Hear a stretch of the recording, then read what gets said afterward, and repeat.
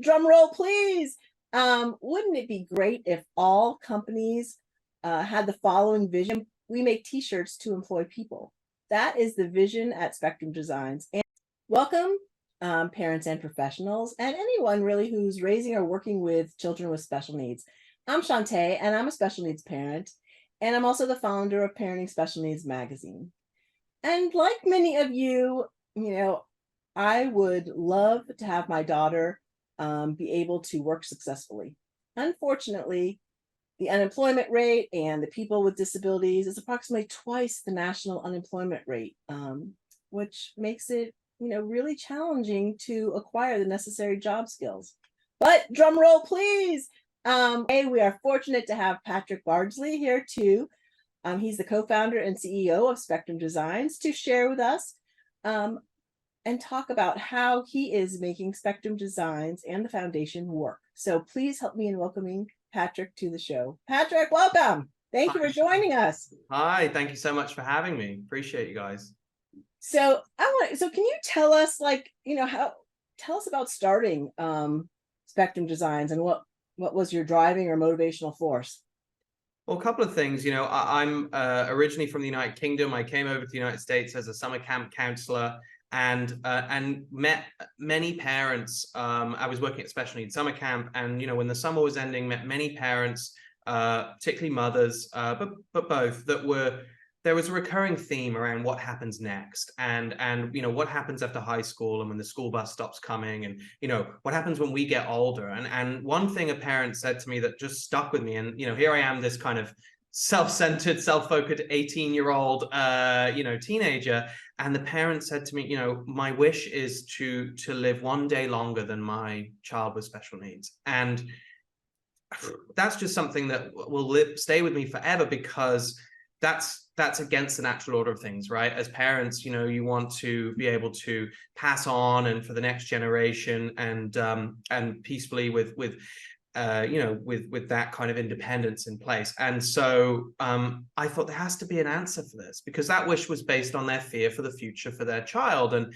it was obviously about what was going to happen, their opportunity for employment or some kind of daily living that was safe, productive, challenging, where they were happy, and also housing and social and friendship. So I thought, well, if we could look at the employment piece, the 9 to 5, that would at least be a start. And I got together with my two co-founders, who were mothers of young adults at the time, or teenagers at the time, who are now adults on the spectrum. And mothers are trailblazers, and if something isn't out there that works for their child, they go and create a new one, or a new process, or a new path. And that's what happened. The business was really born out of necessity being the mother of all invention, because we saw the really high unemployment rate, and we said, okay, let's create a business that's going to employ across the autism spectrum and the developmental disability spectrum, because a lot of companies in the recent years are doing a really good job of employing in science, technology, education, and math, and big companies. But the profile they're employing isn't necessarily the majority of those on the autism spectrum. And so we wanted to create a company with the ethos that was, the mission was to employ this group all the way across different support needs levels. And obviously the most successful way we've done that is through Spectrum Designs, the custom apparel printing business, which does sort of t-shirts, pens, mugs, embroidery for big corporations. But we also have Spectrum Suds, which is a a boutique laundry business, same mission. And yeah, it's been a real dream. It's been incredible to be able to ease some of that pain for some families, and that worry. Yes, and now we all want them everywhere. But okay. So tell me, what were some mistakes maybe that you made in the beginning, that you've Oh, so many mistakes. Yeah, I could write a book about all the mistakes. I think it took us a while to realize our value. I think a lot of nonprofits that start and have this mission of employing people may feel that they are, should kind of worry about or focus on the mission or being worthy of the crumbs from the table, rather than the enterprise part of social enterprise, right? The social is very clear. Everyone knows the mission. But how are you creating a product or a service that people want and will pay for? Because if your goal is employment, you have to create something that people are going to sustain and buy and keep coming back for. So I think the mistakes early on were kind of like maybe a fear that we weren't good enough or we weren't going to be able to compete. And of course, there's a ton of other smaller things, but I think sort of more broadly, it was getting over that hurdle and then helping customers and other people get over that hurdle of, we're a real sustainable solution to your business or private needs. If you have a Sweet 16 or a bar bat mitzvah or a company outing, we're going to deliver on time. We're going to deliver you a quality product that you're used to getting, if not better. And we're going to be able to do it at a competitive price. And we had to get over that hurdle mentally as a startup and as a company with the mission that we had. And then we proved it to our customers. And how's working alongside neurodiverse individuals such as Bradley and Kelly? And for those of you that may not have seen it yet, Bradley and Kelly are in our current issue. I love their interviews, so check that out. So anyways, but back to my question, how is working alongside, neurodiverse individuals such as Bradley and Kelly impacted your life? Well, it's all I've known. My whole career, really adult career, has been working alongside those who are neurodiverse, and I can't imagine anything different. No 2 days are the same. I've learned so much from different kinds of minds. I believe the world needs all kinds of minds to solve the biggest problems. We see that on a day-to-day. We see miracles every single day, but we take them for granted because of just being surrounded by it. Bradley and Kelly, I mean, Kelly's a great story because she's worked in all three of our businesses. We previously, we have Designs, we have Suds, a laundry business, and we had Spectrum Bakes, which was a gourmet kind of commercial bakery. And she worked in all three. And now where she is now, she's our head of social media. And I believe it's some of the best content we've ever created. She's an incredible voice for the organization.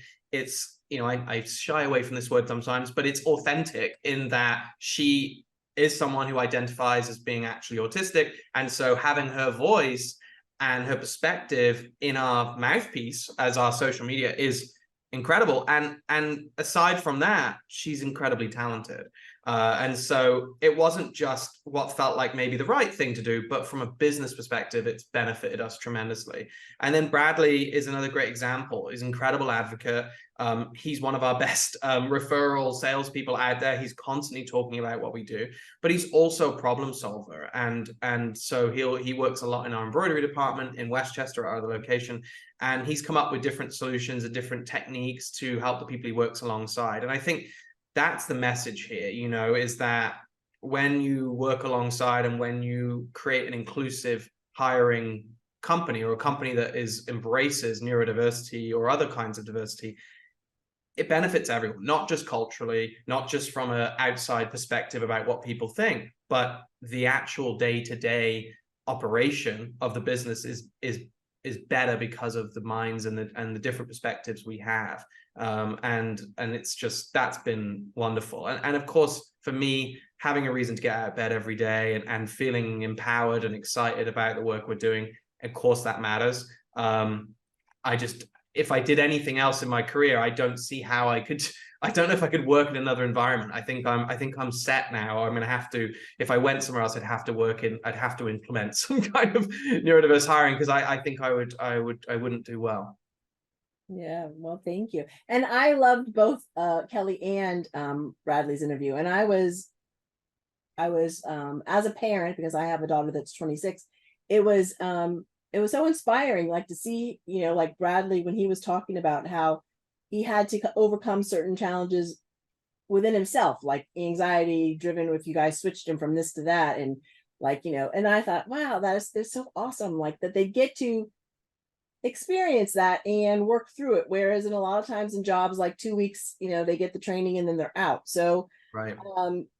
Any practical advice you can share with companies interested in embracing this hiring neurodiverse people in their workforce? Start yesterday.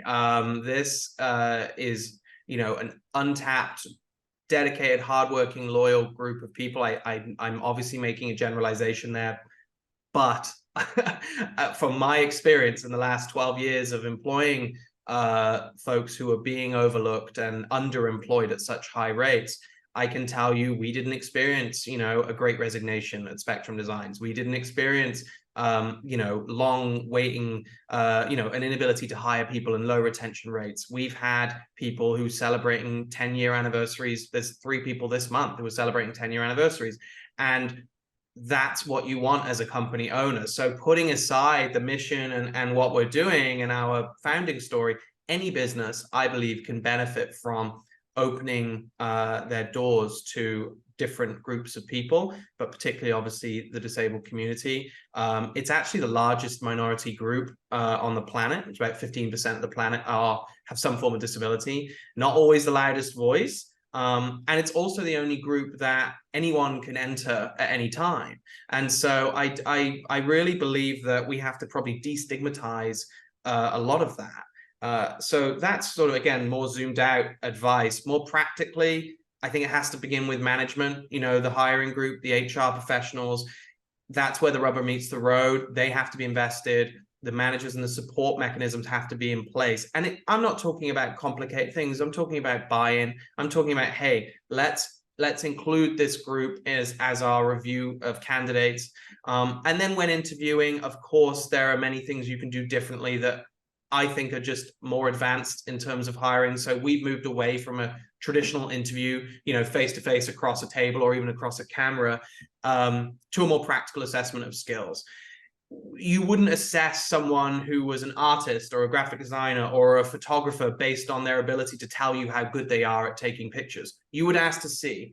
And I believe that needs to be the approach with a much broader range of interview assessment and skills. That will level the playing field because, as we know, one of the diagnostic criteria of autism or developmental disability is a delay in social skills and interaction. And so if you're then assessing someone on that, you're probably missing a whole other area of skills because all you're doing is saying, well, tell me your goals and where you want to be in 5 years' time and your hobbies and what makes you, all of these things aren't really relevant to a lot of jobs. Yet that's just what we've always done. And I think that's the way we always did it, is the enemy of progress. And so for me, interview process, management skills, get the buy-in, start with one. I think is really important as well, and then see how well it goes. And finally, there's so much support out there that businesses and corporations don't know about. There are human service agencies, there are state programs that assist with those first few weeks or months of employment and ongoing if needed, where, at no cost to the employer or company, you can get that support, be it through a job coach, be it through, social support, be it through sometimes wage compensation for a period of time to help with that if there's a longer training period. So there's so much out there, and that can kind of be a little big and scary, but working with a good partner agency, we work with an agency called the Nicholas Center here in Long Island, New York, and in Westchester, New York, and they help us with a lot of that stuff. They also help us bring in a pool of talent because they're there to provide the more vocational service, whereas it allows us to focus on employment. So those agencies exist all over the country, and it's their job to help place people who otherwise haven't been placed. So they are really a useful asset as well. Yeah, that was awesome about changing the way we interview people, because you're right. Let's see what you can do. That's a great thing. Do you have any other things you would like to share, or an example of how thinking through things differently has really helped Spectrum Designs? Yeah, it's a great story that I love to share. And I think stories illustrate things a lot better than sometimes, me talking. It was a couple of years ago now, but I'll never forget it. We were up against a really tight production deadline. We had, 1,000 shirts to print, and we were going as fast as we could on our big machines. It was the middle of the summer. We had about 1,000 left, and the UPS truck was coming in, 2 hours. And so we're going at kind of 500-600 shirts an hour. They're spinning around. When they come off the machine, they go down this conveyor belt tunnel, which dries the ink on the shirt. So it's very hot, and the shirts spend about 30 seconds underneath the tunnel, and they keep moving, almost like a toaster when you stay in a hotel. They keep going through. It's a similar thing. And so, it's a very hot day outside. Everything's running. We're all panicking. The UPS truck, is coming in soon. And all of a sudden, the power cuts out, and everything stops. And we're like, oh no, what are we going to do now? Right. So I'm calling the super of the building, trying to figure out what's going on, checking, if there's any electrical outage.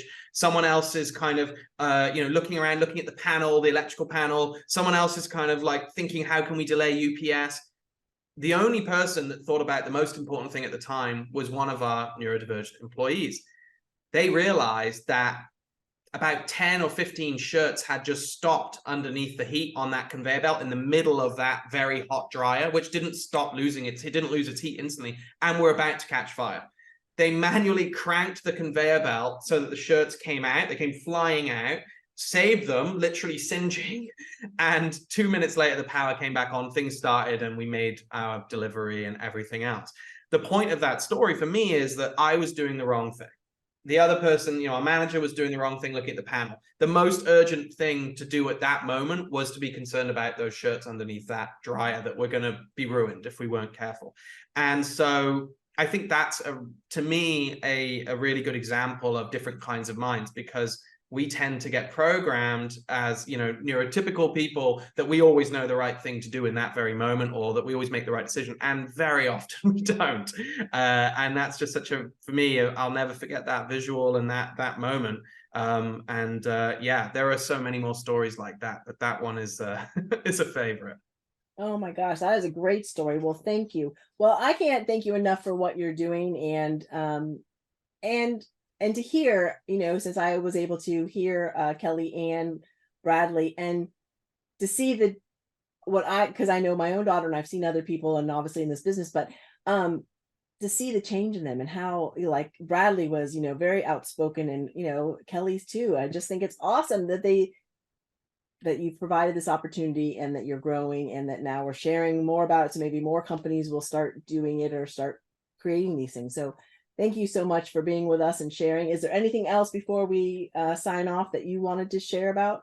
Just wanted to thank you, Shantae, and your readers, and everyone at Parenting Special Needs Magazine, for giving me, but also in particular Bradley and Kelly, a voice and a platform that's so important to us. We're big proponents of Nothing About Us Without Us, and I was really proud and happy that they were given that spotlight. So thank you to you all, and all of your readers and viewers.